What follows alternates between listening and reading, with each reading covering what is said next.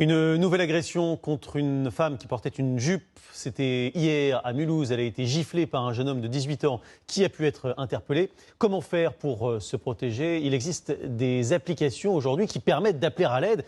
Michael Guilleux et Joséphine Debanvé nous montrent comment elles fonctionnent. Quand elle rentre chez elle, Lucille Rault sait qu'elle peut désormais compter sur son téléphone portable. Le principe, c'est d'appuyer sur cette sorte de coquillage.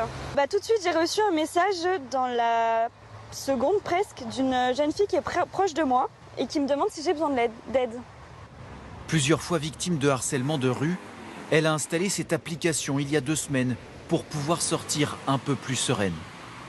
Ça ne changera pas le comportement des autres hommes ou personnes qui sont susceptibles d'avoir des comportements déplacés. En revanche, c'est comme une mallette de secours en fait. Une fusée de détresse, je ne sais pas comment on peut dire, mais oui, je ne suis pas seule. En France, les applications anti-harcèlement se multiplient. Certaines sont reliées à des bracelets connectés qui alertent un proche lorsque l'on appuie dessus. D'autres répertorient les bars et restaurants partenaires appelés Safe Place, où les femmes peuvent se réfugier en cas de harcèlement.